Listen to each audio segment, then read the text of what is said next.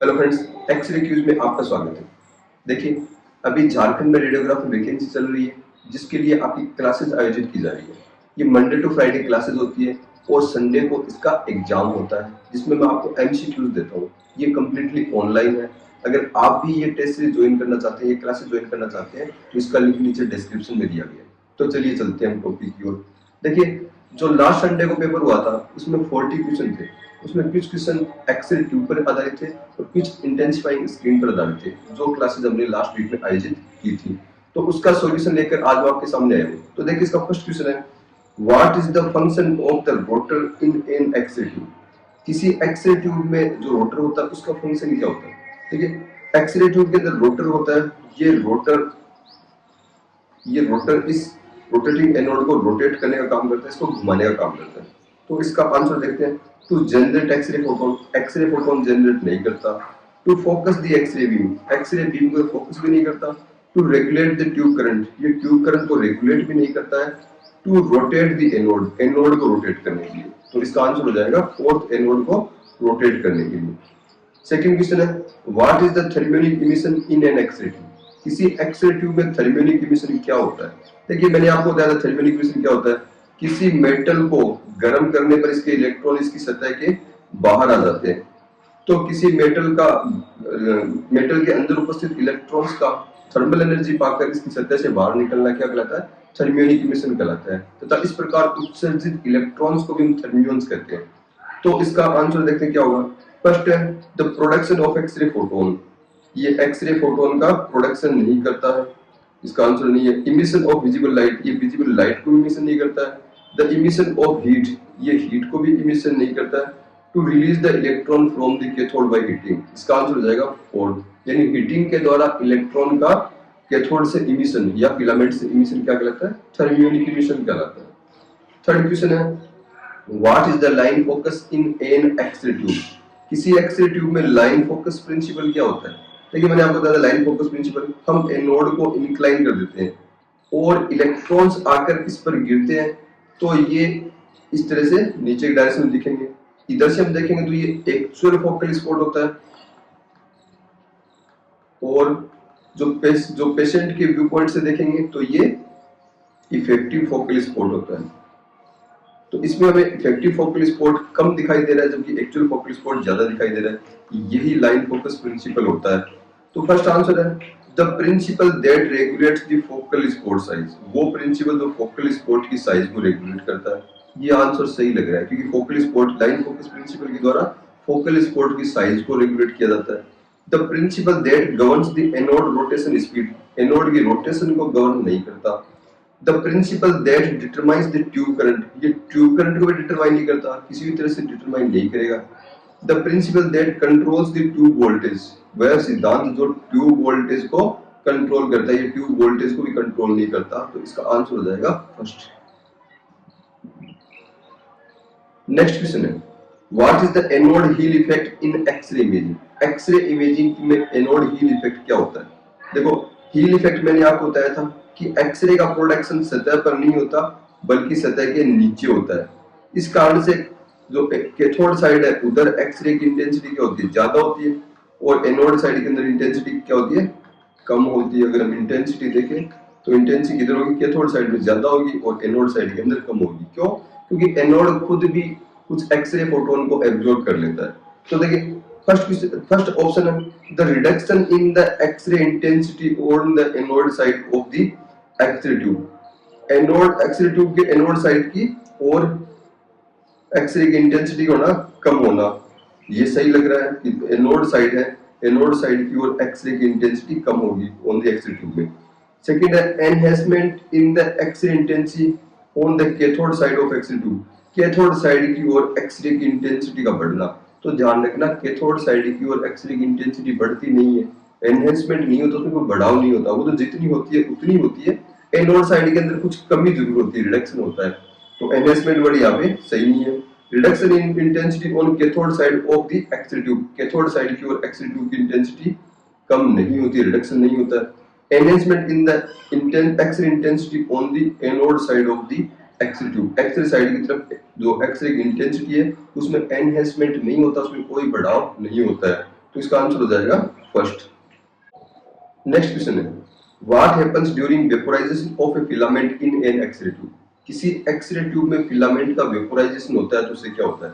देखिए आपको पता है हम फिलामेंट से इलेक्ट्रॉन के इमिशन के लिए हम क्या करते हैं, उसको हाई स्पीड पर, उसको हाई टेम्परेचर पर गर्म करते हैं, उसको बहुत ज्यादा जो मान की धारा दी जाती है जिसके कारण H equal to I square R T से ये गर्म होता है, जो हीट उत्पन्न होती है। इससे गर्म होने से क्या होगा, इससे इलेक्ट्रॉन्स क्या होते हैं बाहर निकलते हैं थर्मियोनिक इमिशन प्रोसेस के द्वारा। लेकिन कोई भी पदार्थ या कोई भी मेटल गर्म होती है तो उसका वेपोराइजेशन होता है। वेपोराइजेशन होगा तो उसका कुछ ना कुछ मास होगा या उसका पार्ट होगा, वो भी हवा के अंदर क्या होगा, वेपोराइजेशन होगा, स्पेस में वेपोराइज होगा। तो what happened during the vaporisation of a filament in X-ray tube. X-ray tube में फिलामेंट की वेपोराइजेशन से क्या होगा। फर्स्ट ऑप्शन है the filament become denser. Filament क्या होता जाएगा, डेंसर यानी घना होता जाएगा। फिलामेंट डेंसर नहीं होता जाएगा, उसकी डेंसिटी तो कम होती जाएगी क्योंकि उसमें पार्ट उसमें से उड़ गया उसके अंदर से। सेकंड ऑप्शन है the filament evaporate into a gas. Filament gas के रूप में इवोपोरेट होगा यानी वेपोराइज होगा, वाष्पीकृत होगा। ये आंसर सही लग रहा है, फिलामेंट क्या होगा, वाष्प गैस के रूप में वेपोराइज होगा, उसका वेपोराइजेशन होगा। थर्ड है the filament emits more X-rays. Filament ज्यादा एक्सरेज इमिट करते हैं, ये कोई इसका कोई मतलब नहीं है इसका। और फोर्थ है the filament becomes hotter. Filament और ज्यादा हॉट होगा और ज्यादा गर्म होगा। तो वेपोराइजेशन से क्या होगा, filament evaporate into gas, gas के रूप में क्या होगा, वाष्पीकृत होगा। वेपोराइजेशन के दौरान, वेपोराइजेशन प्रक्रिया के दौरान क्या होता है, फिलामेंट गैस के रूप में वाष्पीकृत होता है। इसका आंसर क्या है, सेकंड हो गया। नेक्स्ट क्वेश्चन है how can the anode heel effect can be minimised in X-ray imaging. X-ray imaging के अंदर हम हील इफेक्ट को किस प्रकार से मिनिमाइज कर सकते हैं। देखिए फर्स्ट ऑप्शन है by increasing the voltage applied to the angle. सबसे पहले हील इफेक्ट क्या होता है, देखिए हम जो इलेक्ट्रॉन्स को जो एक्स-रे जो टारगेट पर डालते हैं एक्स-रे प्रोडक्शन के लिए, तो टंगस्टन टारगेट पे तो जो बीम निकलती है उसके अंदर कैथोड साइड में एक्स-रे की इंटेंसिटी ज्यादा होती है, एनोड साइड में कम होती है। तो देखिए हम कैसे, फर्स्ट ऑप्शन देखिए by increasing the voltage applied to the anode. Anode पर वोल्टेज अप्लाई करके, एनोड का वोल्टेज पर अप्लाई से हील इफेक्ट का कोई रिलेशन नहीं होता। By decreasing the voltage applied to the cathode, voltage का इससे संबंध नहीं होता। यूजिंग ए लार्जर एनोड, इससे भी फर्क नहीं पड़ता। By angling the anode and cathode appropriately, cathode और एनोड को एंगल को हम एप्रोप्रिएट करके हम क्या कर सकते हैं, हील इफेक्ट को कम कर सकते हैं। जो हमने क्लास में आपको डिटेल से बताया, उस क्लास का लिंक मैं आपको नीचे डिस्क्रिप्शन में दे दूंगा।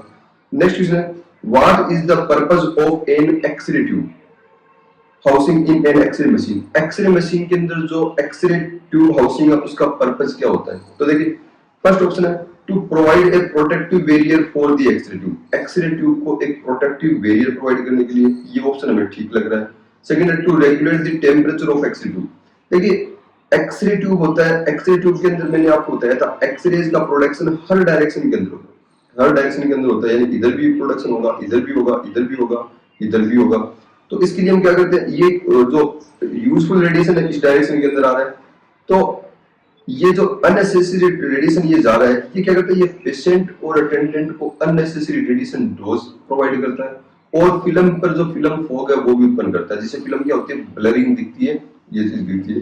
तो इसके लिए क्या होता है, इसके लिए एक लेड मेटल का कंटेनर, इसको चारों तरफ इसको लगा देते हैं या इस एक्स-रे ट्यूब को इस कंटेनर के अंदर रख देते हैं, जिसकी इनर सरफेस लेड के द्वारा लाइंड की होती है, यानी लेड की लाइनिंग होती है अंदर, जिससे क्या होता है, इस रेडिएशन को, स्कैटर रेडिएशन को ये प्रोटेक्ट करती है, बाहर नहीं आने देती। सिर्फ यूजफुल रेडिएशन सिर्फ वो क्या होगा, इसी डायरेक्शन से सिर्फ बाहर आएगा यूजफुल रेडिएशन, दूसरी डायरेक्शन से बाहर नहीं आता है। तो इसका आंसर हो जाएगा, तो फर्स्ट ऑप्शन है इसका to provide a protective barrier for X-ray tube. X-ray tube के लिए प्रोटेक्टिव बैरियर प्रोवाइड करना, हाँ ये प्रोटेक्टिव बैरियर प्रोवाइड करता है, ठीक लग रहा है। Regulate the temperature of X-ray tube. X-ray tube के टेंपरेचर रेगुलेट के लिए इसका कोई काम नहीं है। हम इसके अंदर मिनरल ऑयल भर देते हैं जिससे हीट डिसिपेशन के लिए काम आता है, लेकिन अगर सिर्फ टेम्परेचर इश्यू होता तो एक्स-रे ट्यूब ओपन है, वो ज्यादा जो कूलिंग की प्रॉपर्टीज दर्शाती, एयर कूलिंग कर सकते थे, हम रूम को एयर कूल्ड कर लेते और उससे एक्स-रे ट्यूब ज्यादा अच्छे से कूल होती। To ensure proper alignment of X-ray tube, alignment ये भी नहीं है। To connect the X-ray tube to the high voltage generator, high voltage generator से एक्स-रे ट्यूब को कनेक्ट करती है, ये भी नहीं है। तो इसका आंसर क्या हो जाएगा, first to provide a protective barrier for the X-ray tube, ये एक्स-रे ट्यूब को एक प्रोटेक्टिव बैरियर प्रोवाइड करती है। Question number 8, what material is commonly used to shield the X-ray tube housing in an X-ray machine? X-ray machine के अंदर जो X-ray tube housing को कौन सा मटेरियल शील्ड करने के लिए काम लिया जाता है? जैसे लास्ट क्वेश्चन मैंने आपको बताया था, X-ray tube housing के एक मेटेलिक कंटेनर होता है जो लेड लाइन होता है, जिसमें क्या होती है, लेड की लाइनिंग की होती है। तो इसका आंसर हो जाएगा फर्स्ट। नेक्स्ट क्वेश्चन है, which of the following material is commonly used as a target material in X-ray tube to generate X-rays? ये क्वेश्चन भी मैंने आपको डिटेल से बताया था कि X-ray ट्यूब के अंदर टारगेट मटेरियल के ऊपर टंगस्टन काम मिला जाता है, और इसके अंदर कौन सी एलॉय मिलाई जाती है वो भी मैंने आपको बताया था, डिटेल से बताया था। ये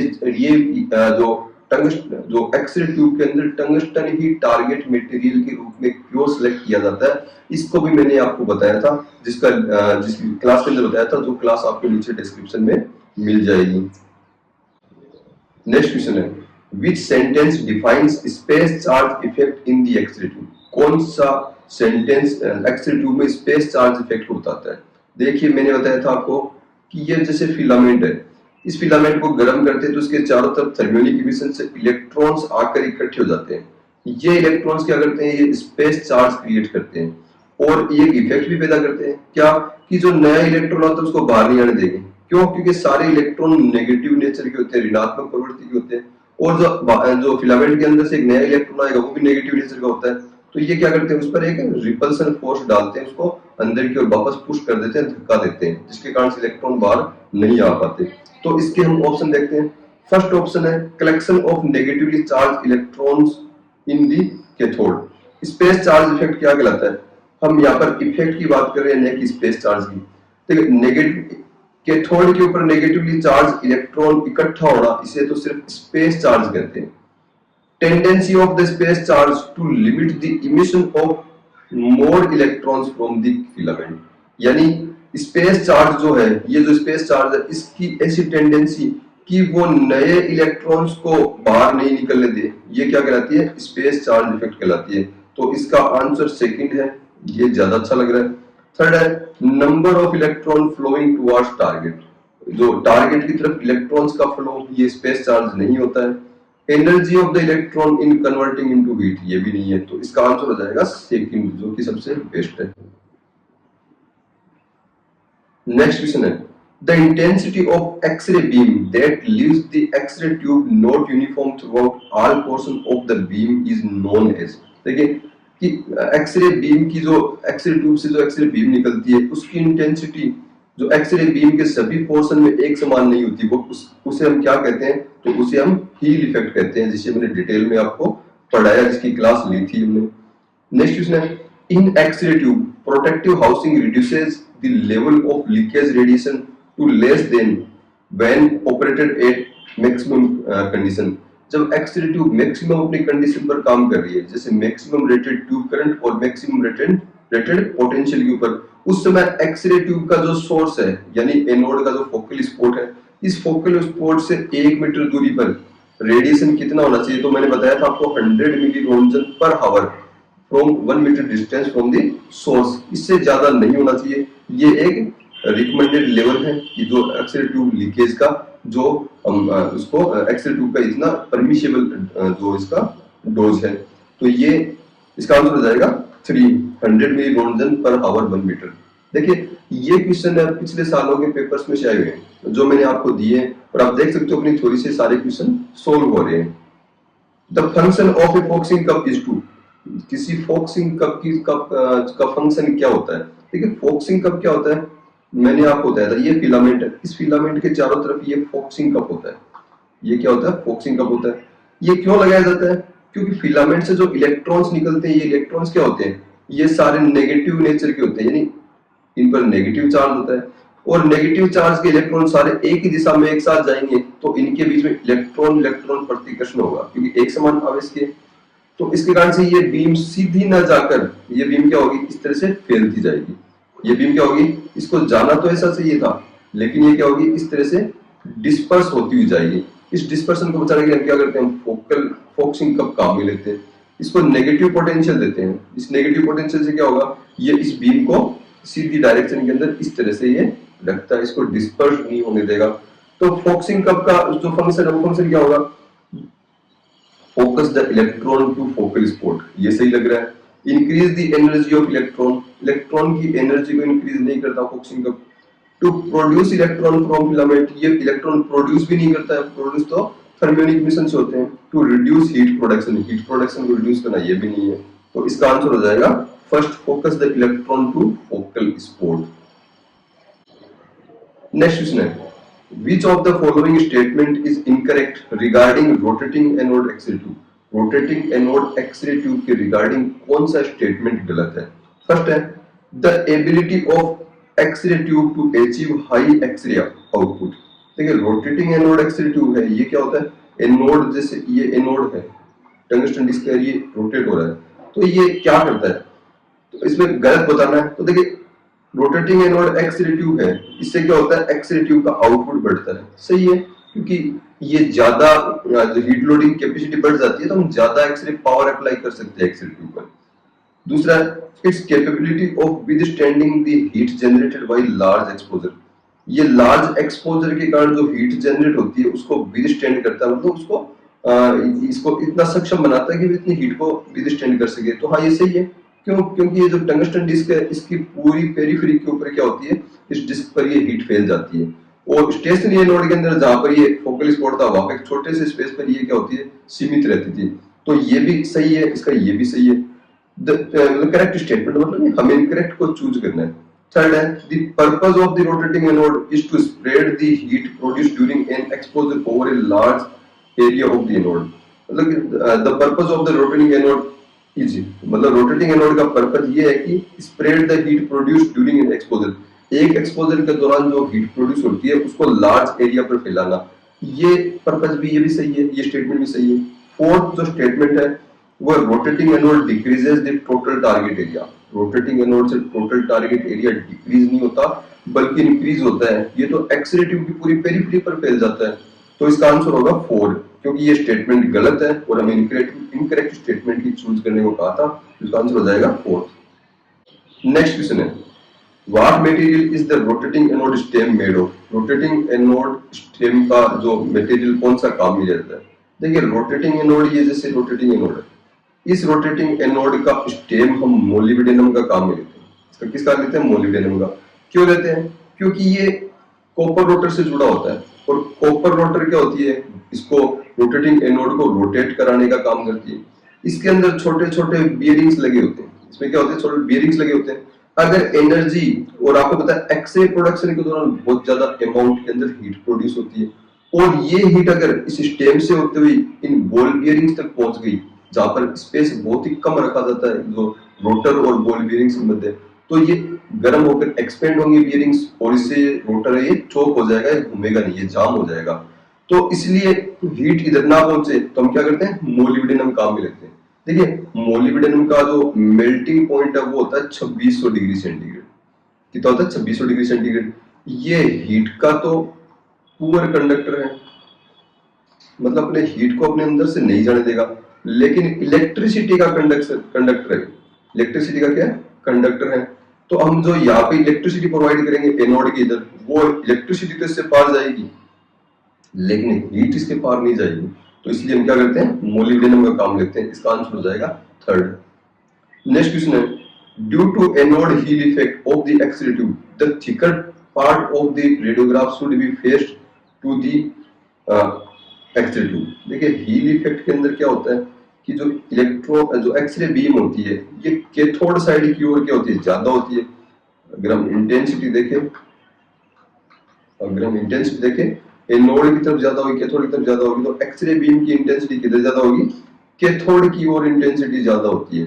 तो पेशेंट का जो थिक पार्ट है, इस थिक पार्ट को हम किधर रखना होता है, इधर कैथोड की ओर रखना होता है, और थिन पार्ट को किधर रखना होता है, एनोड की ओर। जैसे हम थोरेसिक स्पाइन कर रहे हैं तो नेक वाला रीजन, तो इसका आंसर हो जाएगा थिकर पार्ट किधर रखेंगे हम, कैथोड की साइड की ओर। इसका आंसर हो जाएगा ऑप्शन 1st। नेक्स्ट क्वेश्चन है, protective housing around X-ray tube contain oil that serve as both an against electric shock and dissipate heat।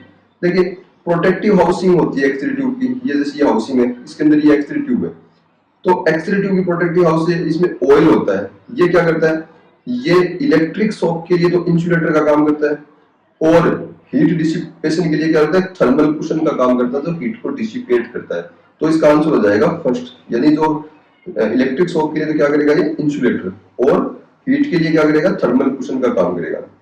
Next question है, William Coolidge was responsible for, William Coolidge किसके लिए responsible थे? देखिए रोन्सन जब x ray tube पर काम कर रहे थे तो कूलिज और क्रूक्स की जो एक्सरे ट्यूब थी उन पर काम कर रहे थे।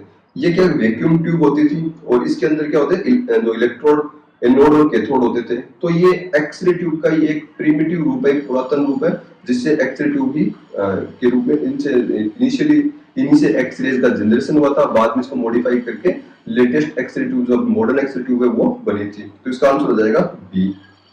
नेक्स्ट क्वेश्चन है, who is given credit for the discovery of X-rays? आपको पता है एक्सरे की डिस्कवरी किसने की थी? विल्हेल्म कॉनराड रोन्सन ने की थी। नेक्स्ट क्वेश्चन है, what is the purpose of high tension cable in the x ray machine? X-ray machine में हाई टेंशन केबल का पर्पस क्या होता है? देखिए हम ऑप्शन देखते हैं। To connect the x ray tube to the control panel, high tension cable होती है, एक्सरे ट्यूब को कंट्रोल पैनल से कनेक्ट करती है। ठीक लग रहा है, क्योंकि एक्सरे ट्यूब हाउसिंग है और ये कंट्रोल पैनल है, इसको हम नॉर्मल वायर के जरिए करंट प्रोवाइड नहीं कर सकते, इसके लिए एक स्पेशलाइज्ड एक्सरे जो बनाई जाती है, केबल बनाई जाती है, जिसको हम क्या कहते हैं, एचटी केबल कहते हैं, जिसे हम एचटी केबल कहते हैं। सेकंड है, to regulate the exposure time of the X-ray beam. देखिए एचटी केबल एक्सरे बीम के जो एक्सपोजर टाइम को किसी भी तरह से रेगुलेट नहीं करती है। थर्ड है, to generate the X ray radiation in the x ray tube. ये एक्सरे ट्यूब में एक्सरे रेडिएशन को जनरेट नहीं करती है, सिर्फ पावर सप्लाई करती है। टू रेगुलेट द टेम्परेचर, ये टेम्परेचर को रेगुलेट नहीं करती है। तो इसका आंसर हो जाएगा फर्स्ट। नेक्स्ट क्वेश्चन है, what is the luminescence? Luminescence क्या है?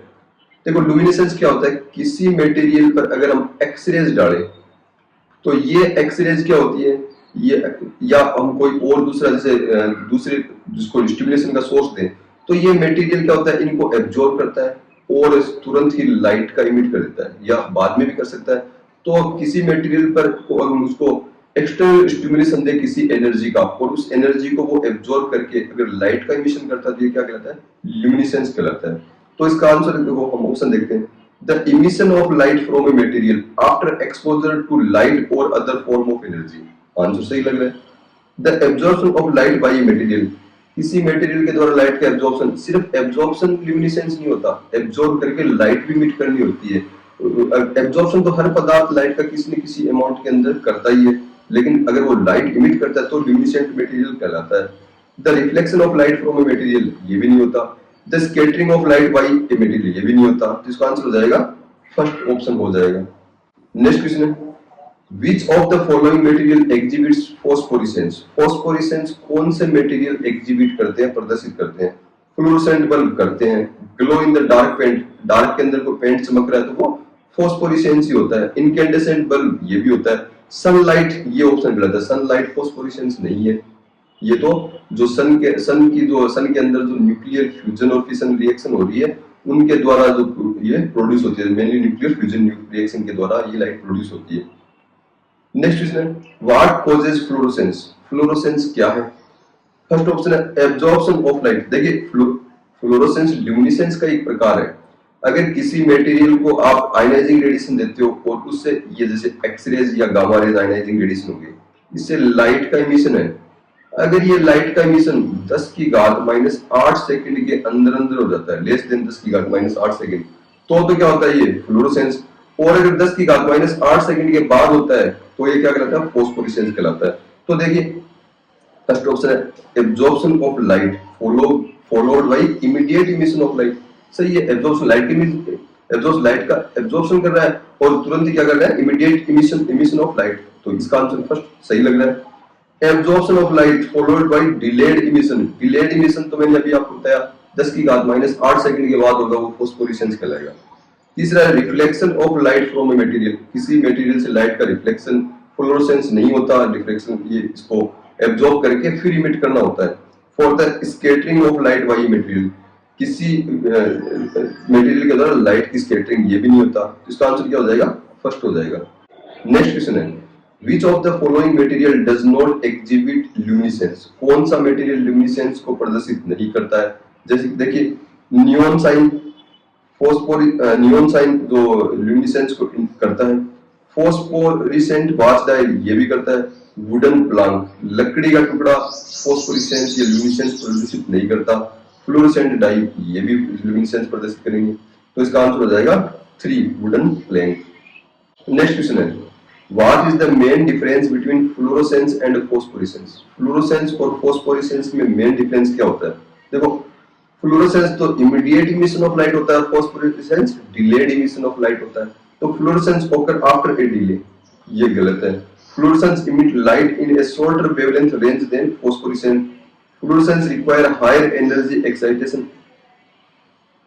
देखिए फ्लोरोसेंस के अंदर क्या होता है, फ्लोरोसेंस के अंदर जो एनर्जी कोई मटेरियल एब्जॉर्ब करता है उससे कम एनर्जी की एक्सरे जो लाइट फोटोन है वो इमिट करता है, यानी इसकी एनर्जी क्या होगी, ज्यादा होगी, इसकी क्या होगी एनर्जी, E1 और E2 माने तो एनर्जी किसकी ज्यादा है, एब्जॉर्ब वाली ज्यादा है, इमिट वाली कम है।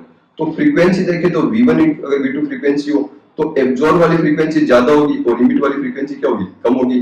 और वेवलेंथ देखें तो वेवलेंथ अगर इनकी लैम्डा 1 लैम्डा 2 माने तो ये इसका उल्टा होगा, क्योंकि न्यू इनवर्सली प्रोपोर्शनल क्या होता है, लैम्डा होता है। इसका मतलब इमिट होती है उसकी तरंग दैर्ध्य क्या होती है, ज्यादा होती है। तो दूसरा देखिए fluorescence emit shorter wavelength range than phosphorescence, तो शॉर्टर वेवलेंथ नहीं लॉन्गर वेवलेंथ इसके द्वारा इमिट होती है। थर्ड है phosphorescence require higher energy excitation than phosphorescence, ये वाला ऑप्शन इसका सही है। Fluorescence is a type of phosphorescence, fluorescence एक फॉस्फोरेसेंस का एक प्रकार है, नहीं फ्लोरोसेंस और फॉस्फोरेसेंस दोनों ल्यूमिनेसेंस के प्रकार है। तो थर्ड ऑप्शन सही है। देखिए फॉस्फोरेसेंस के अंदर क्या होता है, फॉस्फोरेसेंस प्रदर्शित करने के लिए लोअर एनर्जी एक्साइटेशन से भी हो जाता है, क्योंकि लोअर एनर्जी से एक्साइट करते हो तो इलेक्ट्रॉन ट्रैप होकर अपने इलेक्ट्रॉन एनर्जी एक्वायर करके ट्रैप हो जाते हैं और लंबे समय तक वो ट्रैप रह सकते हैं। फॉस्फोरेसेंस उसमें हायर एनर्जी से होता है, तो हायर एनर्जी से इलेक्ट्रॉन जो एनर्जी एक्वायर करके इलेक्ट्रॉन बाहर जाएंगे और वहां पर अपनी एनर्जी को इमिट करके तुरंत ही अपने जो मूल उनका स्थान है जो वहां पर आकर वो हो जाते हैं। तो उससे उस कंडीशन से क्या जो लाइट इमिट होती है वो क्या कहलाती है, फॉस्फोरेसेंस कहलाती है। नेक्स्ट क्वेश्चन है what is the purpose of an intensifying screen in radiology. देखिए ये क्वेश्चन मैंने आपको व्हाट्सएप ग्रुप में भी दिया था कि इंटेंसिफाइंग स्क्रीन का रेडियोलॉजी में क्या योगदान है। देखिए इंटेंस रेडियोलॉजी के अंदर जो नुकसानदायक चीज पेशेंट के लिए वो है रेडिएशन। वो क्या है, रेडिएशन। अगर आपको एक रेडियोग्राफ, जैसे ये पेशेंट है, ये स्क्रीन है या इमेज रिसेप्टर है, एक कैसेट है, रेडिएशन आप इस पे डाल रहे हो।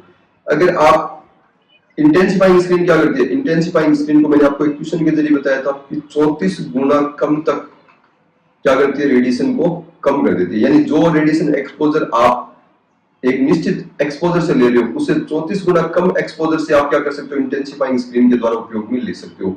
तो इंटेंसिफाइंग स्क्रीन का जो मेन पर्पस होता है वो मेन पर्पस क्या होता है, पेशेंट के रेडिएशन डोज को कम करना होता है। पेशेंट के क्या करना होता है, रेडिएशन डोज को। अगर रेडिएशन नुकसानदायक नहीं है तो हम बहुत ज्यादा लार्ज एक्सपोजर के द्वारा भी वो सेम क्वालिटी का रेडियोग्राफ हम पा सकते हैं। तो इंटेंसिफाइंग स्क्रीन का मेन पर्पस होता है रेडिएशन डोज को कम करना। तो इसका आंसर हो जाएगा फर्स्ट। देखिए इसके और भी ऑप्शन है, to enhance the image quality of X ray film, X ray film की इमेज क्वालिटी को एनहेंस करता है, इसकी जरूरत नहीं होती। जो रेडियोग्राफ डायरेक्ट एक्सपोजर्स मिलते हैं वो भी हाई क्वालिटी होते हैं। To protect the x ray machine from damage, X ray machine को डैमेज होने से बचाता है, ये भी सही नहीं है। To reduce the processing time to the X ray film, इसका भी कोई मतलब नहीं है। तो आंसर हो जाएगा फर्स्ट।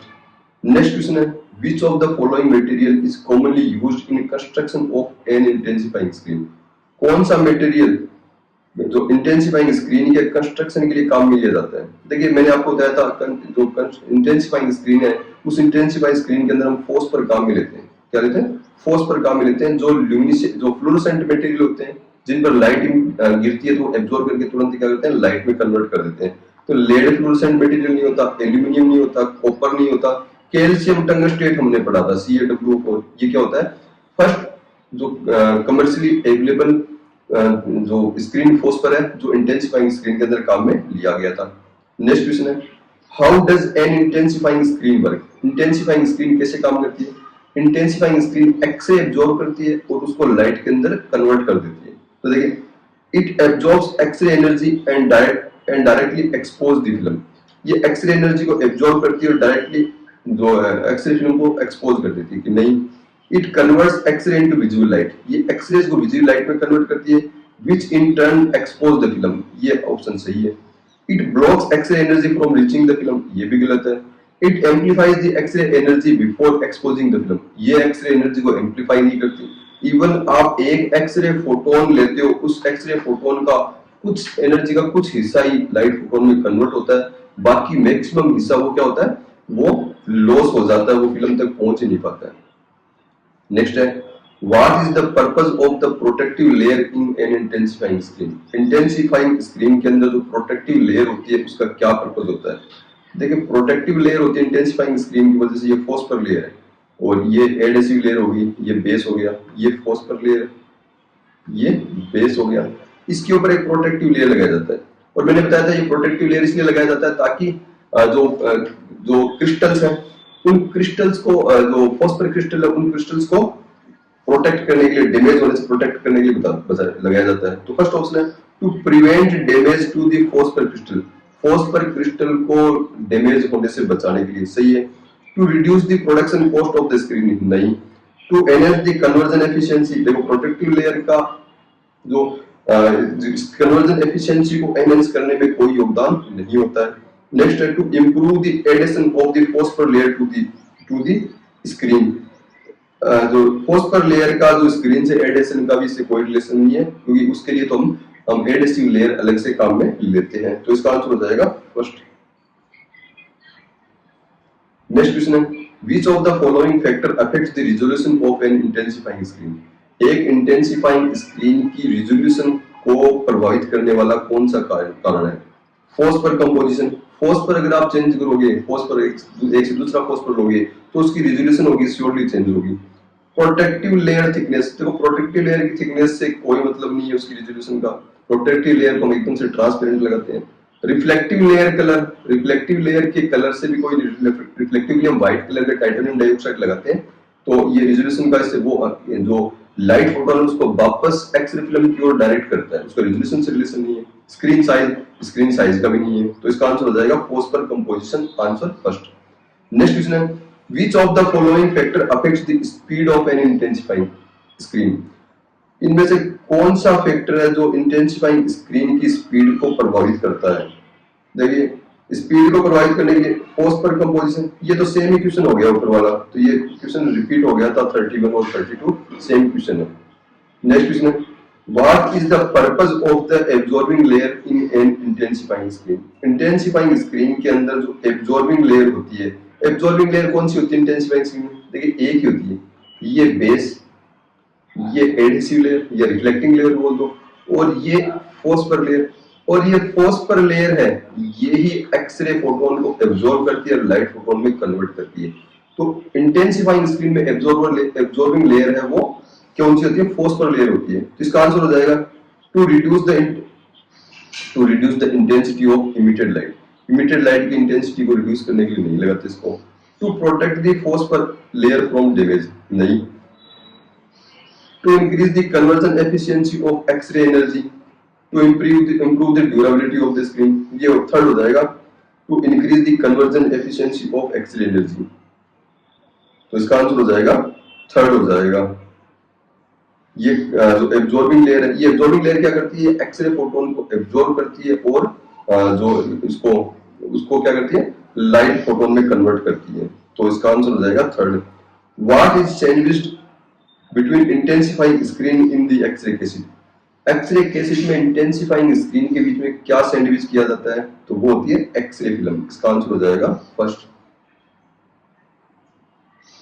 नेक्स्ट क्वेश्चन है, the intensifying screen acts as an of the remnant radiation reaching the cassette. Remnant radiation क्या होता है, देखिए किसी पेशेंट के ऊपर जब लाइट फोटोन गिरता है तो ये लाइट फोटोन जो पेशेंट के पास जाता है इसे हम एग्जिट रेडिएशन भी कहते हैं, और इसे ही हम रिमेनेंट रेडिएशन भी कहते हैं। क्यों, क्योंकि ये रेडिएशन वो बच गया, जो रह गया, जो पेशेंट के अंदर एब्जॉर्ब नहीं हुआ, तो रिमेनेंट रेडिएशन ही है। अंदर जो एब्जॉर्ब हो गया वो एब्जॉर्ब रेडिएशन है। तो रिमेनेंट रेडिएशन होता है, इसको इस रिमेनेंट रेडिएशन के लिए इंटेंसिफाइंग स्क्रीन क्या करती है, इसके लिए एक एम्पलीफायर की तरह से काम करती है। एक फोटोन गिरता है और उससे 1000 से भी ज्यादा लाइट फोटोन क्या उसको कन्वर्ट कर देता है, यानी इसके लिए एम्पलीफायर की तरह से काम करता है। नेक्स्ट क्वेश्चन करता है active layer admits light during stimulation while X-rays convert radiation into visual light. वो कौन सी एक्टिव लेयर है जो एक्सरे के स्टिमुलेशन के द्वारा जो एक्सरे को विजुअल लाइट में कन्वर्ट करती है, तो वो फोस्फर लेयर होती है इंटेंसिफाइंग स्क्रीन के द्वारा अंदर जो एक्सरे को एब्जॉर्ब करती है और जो विजुअल लाइट में कन्वर्ट कर देती है। नेक्स्ट क्वेश्चन है what do you do to clean the intensifying screen. आप इंटेंसिफाइंग स्क्रीन को क्लीन करने के लिए क्या करते हो, तो मैंने आपको क्लास में बताया था इंटेंसिफाइंग स्क्रीन को क्लीन करने के लिए क्या करते हैं, यूज लिंट फ्री क्लॉथ, एक ऐसा क्लॉथ जिसके रोएज नहीं हो, लिंट फ्री क्लॉथ हो। क्लीनिंग सॉल्यूशन काम में लेते हैं जिनमें मैंने बताया था आपको एंटीस्टैटिक जो एजेंट होता है और उसमें डिटर्जेंट होता है प्रोवाइडेड बाय द मैन्युफैक्चरर, जो मैन्युफैक्चरर प्रोवाइड करता है। इसका आंसर ये सही है। Next 38 to reduce artifact cleaning must be done at least. देखो आर्टिफैक्ट रिड्यूस करने के लिए जो इंटेंसिफाइंग स्क्रीन है उसकी क्लीनिंग कब होनी चाहिए, उसकी